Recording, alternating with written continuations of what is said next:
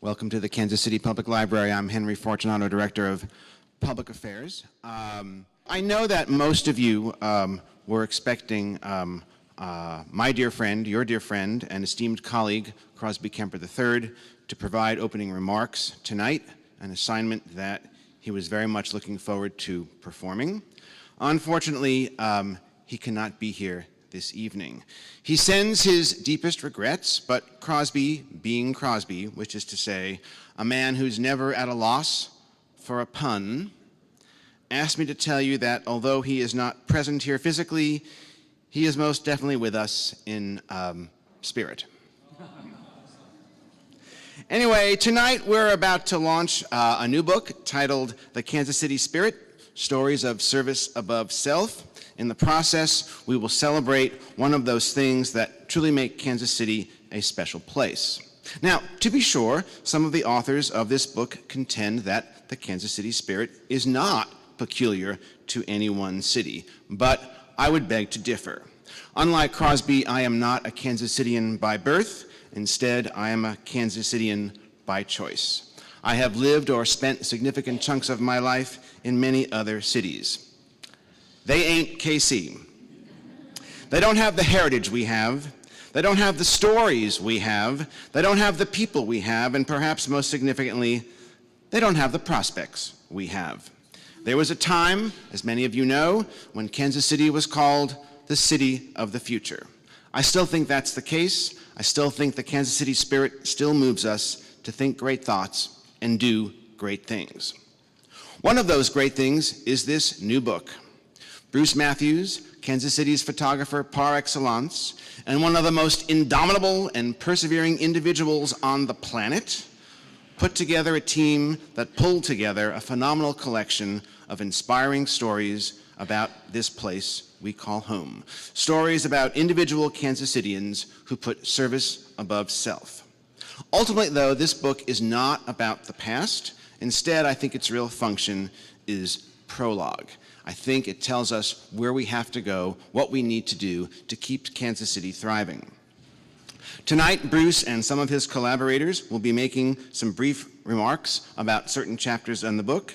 After that, we'll open the floor for questions. And after that, the Kansas City Spirit, which incidentally is published by Kansas City Star Books, will be available for sale, and the authors will be signing copies in the cafe. I should add that the booksellers tonight are themselves exemplifying the idea of service above self. They are 3 Boy Scouts from Troop 122, including my younger son, Peter. They volunteered their time as a public service to the cause, and there is a cause here. A portion of the proceeds from these sales will benefit local charities, so buy early and often. I also want to add that we had a great moment with the Kansas City Spirit here just the other day. You'll notice behind me is one of the original prints of the Kansas City Spirit by Norman Rockwell. I got a call from a gentleman named Todd Weiner. He's the owner of the Todd Weiner Gallery in the Crossroads. He said, I see you have this program coming up. Would you like to have an original copy of the Kansas City Spirit for the program? And of course, and so he just brought it down, and with just a handshake, we possess this for the next 24 hours. Pretty wonderful. Okay, well, I really think it's time now to pass the baton to Bruce Mathews. Ladies and gentlemen, please welcome the author and guiding spirit of the Kansas City Spirit.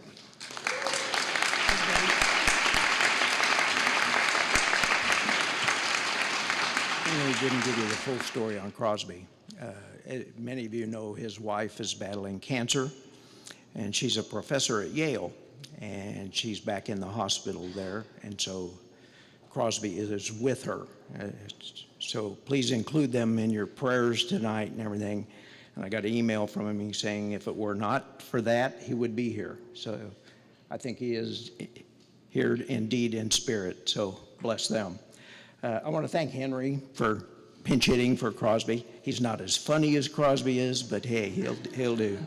And particularly the library staff for hosting us. I know there's a lot going on tonight, so we're grateful that you chose to be here. Why the Kansas City Spirit? There's basically three different target groups for this book. Those of us who are over 60 and know full well what the Kansas City Spirit is, we need to reminisce a little bit. Then there's that group that is between 30 and 60 who have a vague idea of what the Kansas City Spirit is, but need to be reminded. Then there are those under 30 who have no clue what the Kansas City Spirit is, and not through any fault of their own. So we hope this book to be not only historical, but it'll be motivational as well. Hope that some of the people that will be inspired by the stories of our ancestors and learn how to give back to this community that we all love so well as much. I also, in the first book I did on Elmwood Cemetery, which some of you may have, I said, these are the people that gave us the Kansas City Spirit, and we need to tell their stories. So that was kind of the beginning of this book on a much broader scale.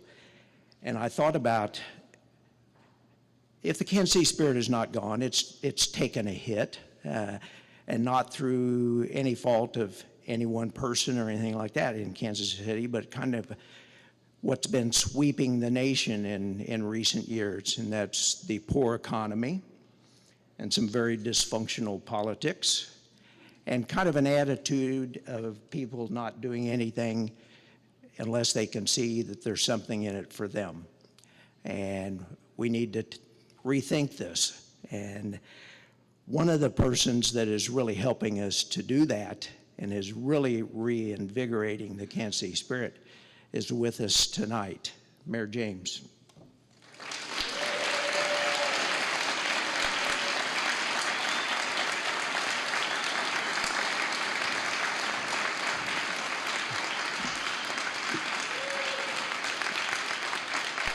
I've known Sly since he was a young pup, and I will tell you, I will never get over the campaign that you and Mike Burke waged. It was one of the most civil, and it was a breath of fresh air.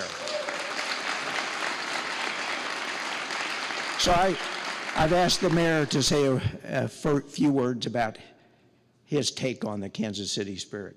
Thanks, Mayor.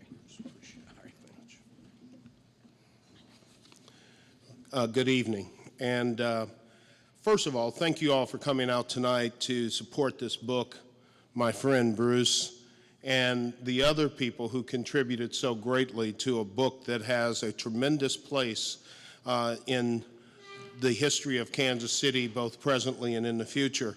As I prepared to come this evening, it kind of struck me that opening this book is a little bit like opening a box of Cracker Jacks. You know, there's a prize in there. And it's a lot of boxes, though, since there's a lot of prizes. But nonetheless, you get something good to feed the brain. And the prize is that you are invigorated as you do so. I talk a lot about the need for us to focus not just on investing in infrastructure and mortar and bricks and places, but the need to invest in people, the need to invest in the things that truly will move us through the next generation. Buildings are great, cities are built to last for generations, but they're only built to last for generations because somebody had the vision to build those things to last for generations. I came back yesterday from a quick trip to New York, where I was able to be on a panel at Bloomberg and then a radio show, and it was really very interesting that when I got there, the editor of Bloomberg Financial News and Kathleen Hayes of the Hayes Report on Bloomberg Radio had read up on Kansas City and how impressed they were about Kansas City. And they talked to me a lot about the things that they had learned about Kansas City. Is it true? Yes, we do have better barbecue than you. You know, tell me about the Kaufman Center, but you can't talk about the Kaufman Center without talking about Kaufman. You can't talk about a lot of things in this city without talking about the people who are responsible for them. Those people pushed the envelope in some way, shape, and or form. You know, it's nice we stylize people as the spirit of Kansas City, but each of those people was probably not liked by everybody. They probably pressed some buttons and got some things done. And the reason they got some things done is because they weren't like everybody. They were pressing the envelope. They were visionaries. They saw something deeper. And they pressed on until it was realized. I get to travel around the country and talk about Kansas City, and I love talking about Kansas City, and I love talking about the Kansas City spirit. And I don't think that there is another Kansas City spirit. There might be a Toronto spirit, but there ain't a Kansas City spirit. You know, we are unique. And one of the things that I think has helped us to invigorate our spirit is the fact that we have finally begun to understand how unique we are, how precious we are, the great assets we have. But let me just leave you with this. As much as I love the Kauffman Center for the Performing Arts, as many hours as I've spent out at the Truman Complex, as many times as I've gone to the Nelson Gallery, and in fact, when I was growing up and after I left home, I actually spent a few nights on the steps of the Nelson, because that's where we all hung out back in the 60s. All of those things that I remember so well fail in comparison to the people of Kansas City, because the true treasure of this city is the people. That's where everything resides. That's where everything is. And the way that I can prove that is by simply telling you and introducing you to these folks up here on this stage, because they've done something that proves that there is, in fact, a Kansas City spirit. They brought it to life so that you can enjoy it and understand it and reminisce about it. So thank you for allowing me to be here, Bruce. Thank you for everything that you've done, and thank all of you for all of your contributions, not just to the book, but to the history of this great city that we all love. Thank you very much.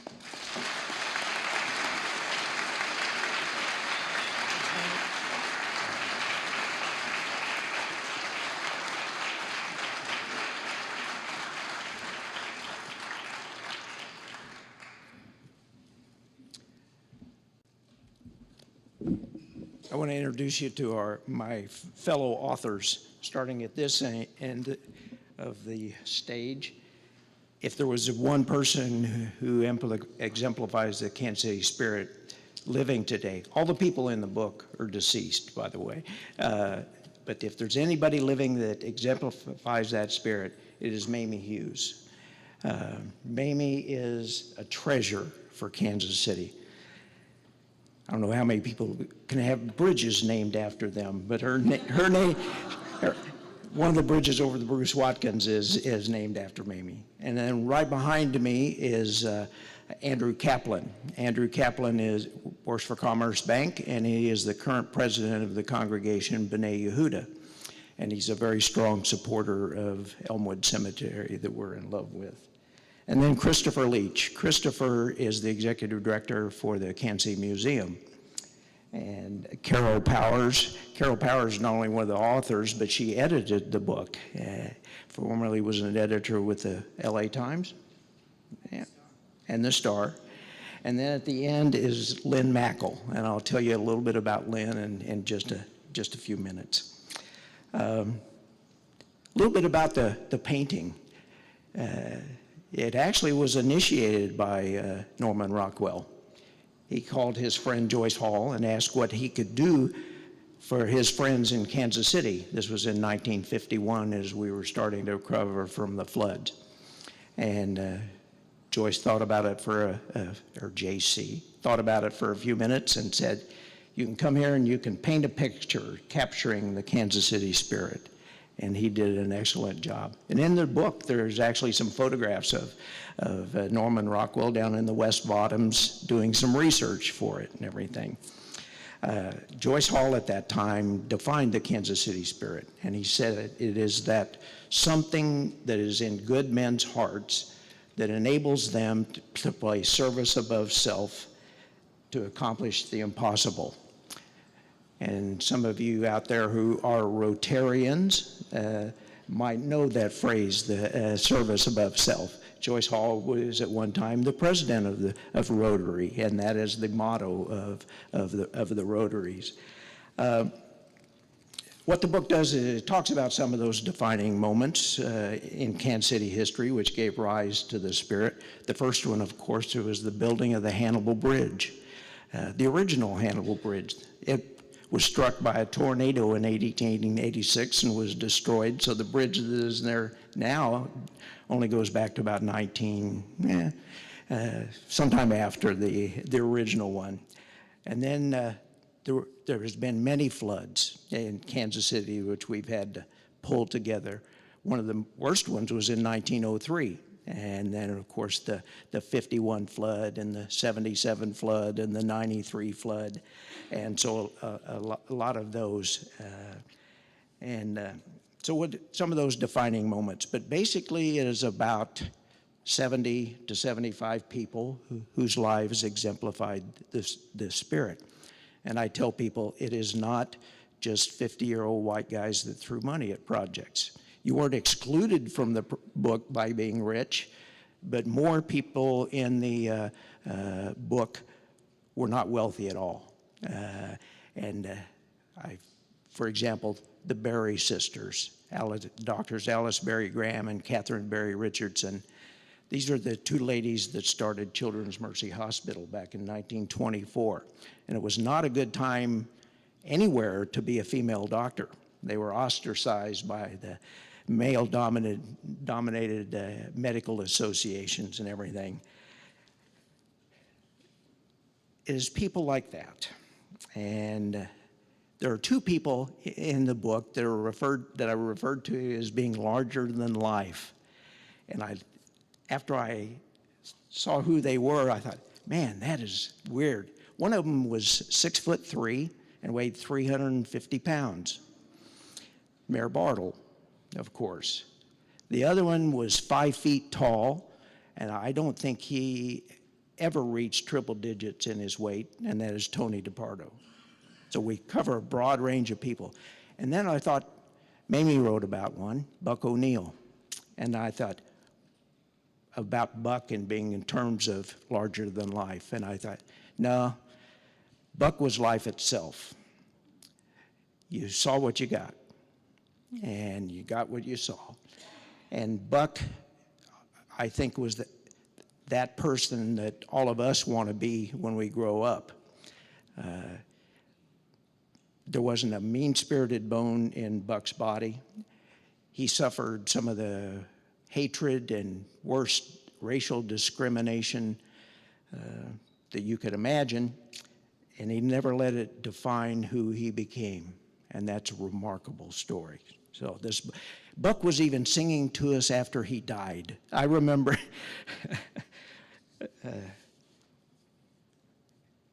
went to the Chamber of Commerce dinner right after he passed away, and there he was on the big screen singing, "The greatest thing in all the world is loving you." And that was Buck's song. And actually, he even sang that at the Baseball Hall of Fame induction ceremony where some of his friends were inducted, and brought the crowd there to tears.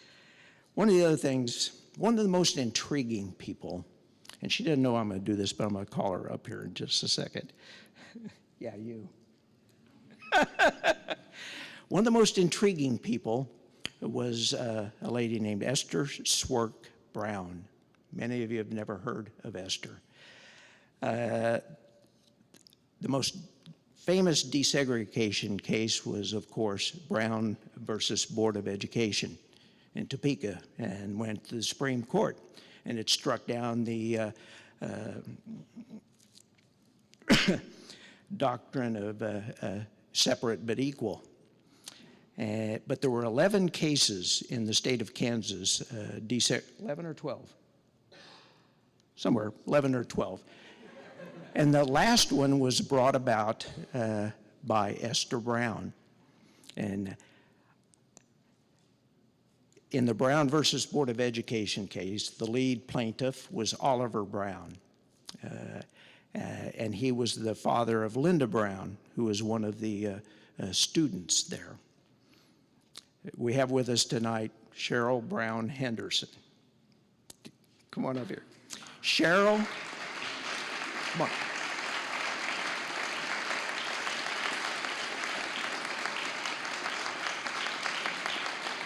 Oliver Brown passed away when, Cheryl, in 1963? 1961.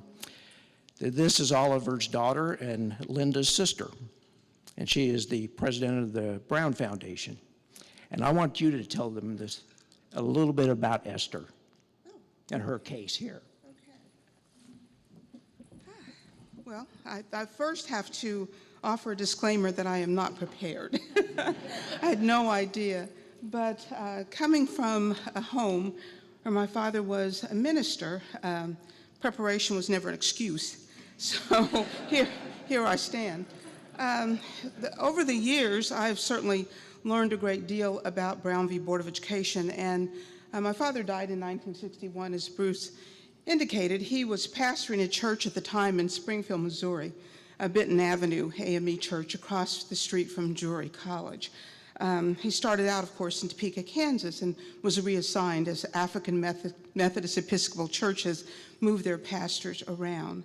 So the year that he died, I was 10 years old, and Brown v. Board was not something talked about in our home. So as I became an adult and really became interested in what's the big deal, I started doing a lot of research. And in researching, one of the people that I so pleasantly unearthed and discovered and learned about was Esther Brown, Esther Swerk Brown. And if any of you have been to Swerk on the Plaza, you know the Swerk name is still very prominent in the city. Actually, I wear a ring I purchased at Swerk before I knew the story of Esther. But I bring her up because I think so often women in the civil rights movement and women in our communities do an awful lot. You know, a lot of the work is really borne on their shoulders. And I think oftentimes women are not given the due, if you will. But Miss Brown was exceptional, absolutely exceptional. And she was a woman who would not be stopped and was determined to make a difference for other people. And in discovering that a lady who was cleaning her home had children who were not being afforded the same opportunities as Esther's children, then it became really important for Esther to be an advocate and to speak for those whose voices were not being heard at the time. The NAACP in Kansas City joined Esther Brown, and the rest is history, if you will. But their case was case number 11. As Bruce mentioned, there were 11 cases before the Topeka case in Brown v. Board of Education.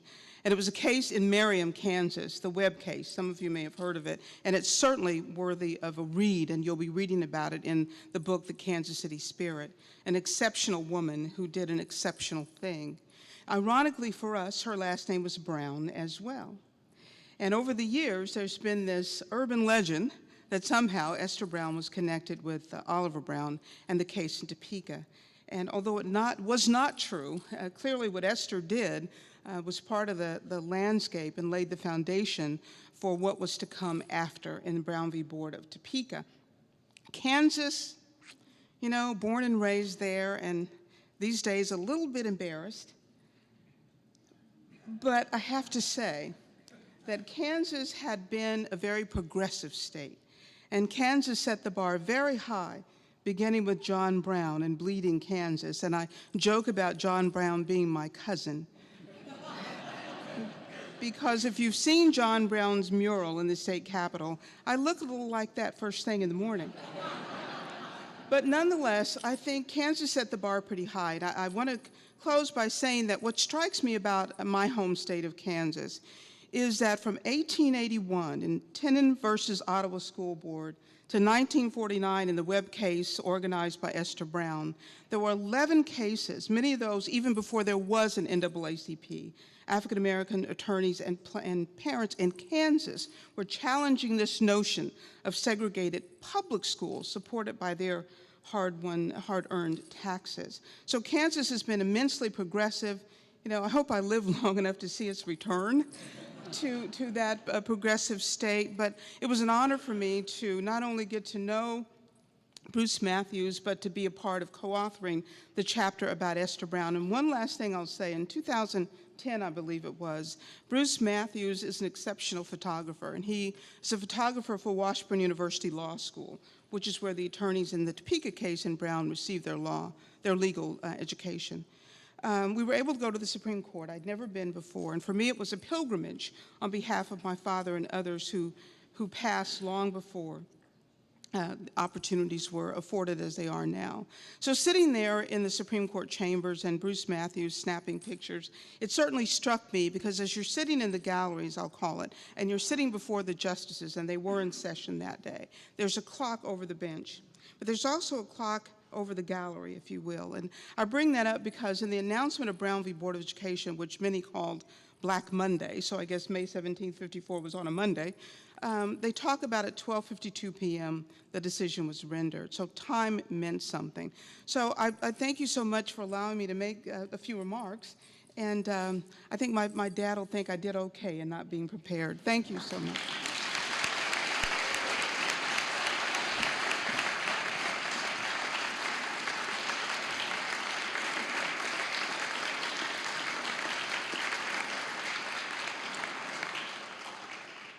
And here's the story. Esther was a 32-year-old white Jewish Russian immigrant mother of two living in suburbia. And she did more to advance rights than perhaps anybody in the state of Kansas up to that point. It's a remarkable story. And during the whole thing, they were burning crosses on her front yard. Her husband had to give up his commission in the Air Force, and it was not an easy time for them, but they persevered. The other thing I want to just close with it is one of the things I found out about the Kansas City Spirit is that it is, as much as anything, it's an attitude, and that attitude is pride, and it's not a boastful or haughty pride or anything like that. But if we can become proud of who we are and then pass that along to somebody else and help them instill pride in themselves, and if we take pride in the city that we live in, most of our other problems will take care of themselves. And that's the thing I got out of the book the most, and it was a pleasure to work on it and pleasure to work with these folks. And with that, I'll now turn it over to Christopher Leach for a few remarks. Or who's going first? Oh, Mamie? Mamie, come on.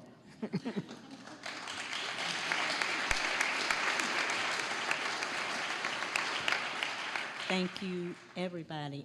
When he gave you the age categories, you don't have to guess which one I fit in. We have written and we talk about spirit. Spirit is the true self. It displays itself in different ways as it does in different people.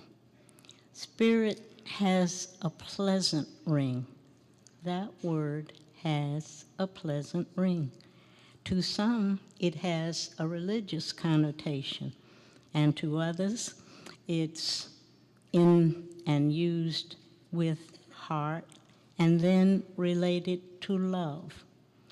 When I wrote about, and you know about Buck O'Neill, we certainly think baseball, but love is not to be denied. Spirit means inspiring in what we say and in what we do. Often we see it in others when they are totally unaware of that which we see. They give to others in much of what they do. And that was Lucille Bluford, whose spirited actions were of benefit to us all. But she simply did what she felt she had to do. There are many symbols of spirit. Those symbols are shown as strength, vigor, vim, vitality. It may be a showing of strong muscles, or someone winning the race, or completing a thought-to-be impossible task. Certainly, the spirit of Jane Fifield Flynn can be seen and felt in much of that which has been preserved here in Kansas City. Dorothy Johnson was delighted to be given the position as the first director of Jackson County's Department of Health and Welfare. As her spirit shown that she developed ways to give assistance to citizens in Jackson County who were in need. Which brings me to Kansas City and to those about whom we have written. The word here is service.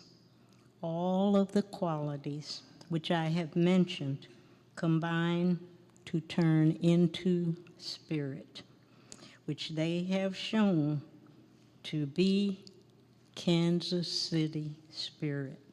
Their unselfish devotion to any task at hand has qualified them to be shown giving service beyond self. I mentioned heart as a part of spirit. We proudly present those Kansas Cityans who opened their hearts. Yes, here in Kansas City, the heart of the nation. We celebrate them in Kansas City, spirit, service above self. Thanks.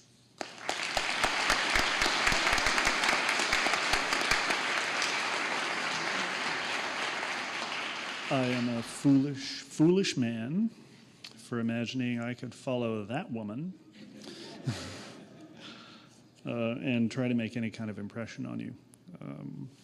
I still don't know how the son of a policeman and a social worker and a farm boy from Bixby, Oklahoma ended up talking to you all this evening, but it's my great honor to be here and to work with these esteemed colleagues. I pale in comparison to their devotion and their dedication, and it truly is a privilege to be included in their number. There aren't that many people who I have to answer the phone for. My devoted partner, 21 years, my mayor, who pays my bills, and Bruce Mathews. When he called and said, I have a project, I knew better than to hem or haw. I immediately said, sure, it sounds interesting, I'll work on that. Then he slyly mentioned when the deadline was. But I was already committed. My assignment was to write about early Kansas City, before there was such a thing as Kansas City, when what we describe as the Kansas City spirit now was known by a phrase employed by one of our members of the town company, that we possessed warm hearts and strong constitutions. And I think that understanding informed my reading of early Kansas City's history and how we came to exemplify this wonderful human spirit with the name of our dear city.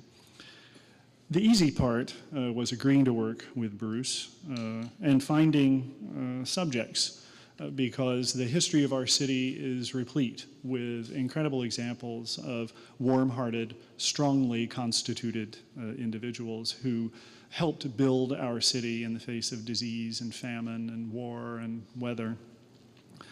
The hard part was having to edit our lists down, and I think all of us had long, long lists that we were flying to Bruce with of who should be included in this book, who exemplified in the history of our city this wonderful spirit. And we had to make some hard cuts, and that was probably the wounding moment for each and every one of us. We couldn't include the untold stories of people like Drew Schaefer, who opened the first LGBT community center in Kansas City in 1966, 3 years before the Stonewall Revolution in New York City. Or Ana Riojas, who died so young but gave so much of herself to her community. But we had our lists and we were charged to go on. And it was such a thrill with my personal reference services concierge. I happen to live with a librarian and it makes research very easy for me. It was really thrilling to rediscover the foundations upon which the Kansas City spirit is founded, to rediscover a story of the wonderful Epifanio Aguirre, who was a trader on the Santa Fe Trail, who fell in love with a Westport girl Mamie Bernard. He didn't speak English, she didn't speak Spanish. They found someone who did both, and they formed a romance and got married and had this wild life down in Mexico until he was killed on the trail, and her 3 children came back to be educated by her father while she became an expert on Mexican art and culture and was assigned by the president and the governor to go to expositions and give lectures on this wonderful culture that exists just to the south of us. What an amazing story to be reminded of, and to learn more about Kersey and Sarah Coates, who really were, in many ways, the first civil rights activists in Kansas City's history who did so much and so warmly to help everyone they knew, not just people who looked like them. True, there are some challenges in our stories and in our histories, things that challenge the Kansas City spirit but don't vanquish it. Stories of crime and subterfuge. Listen, the story of the first auction of the town company is enough to curl your hair and remind you of a guy named Tom. P. There are tales of immorality and slaveholding among our city fathers and mothers. It's a disservice to think that any of these individuals were saintly. They were human beings who were seeking a better life and came here and created inspiring stories of courage, of wisdom, warmth, enthusiasm, and compassion that exemplify the city that we all call home and are proud to do so, and that's the Kansas City spirit. I hope that you all enjoy this book and buy many copies of it to give to all your friends and your family. None of us are being enriched monetarily by this project. All of us have committed our meager earnings from the printing press to various charities and worthy causes, hoping that we can claim just a bit of a reflection of the star. That's the Kansas City spirit. Thanks for being here tonight.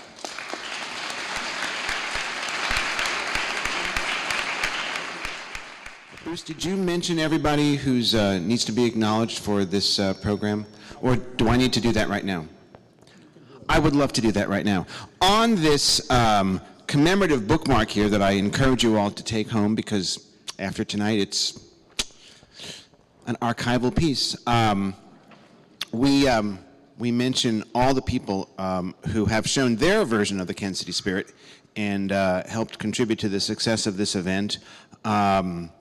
It's a long list. I'm not going to read everybody's name. I'm just going to say that all of these people on this list were approached by Bruce. They were asked to contribute to this program, and they did so willingly and happily. And I really do ask you to get this bookmark and be reminded of this version of the Kansas City spirit.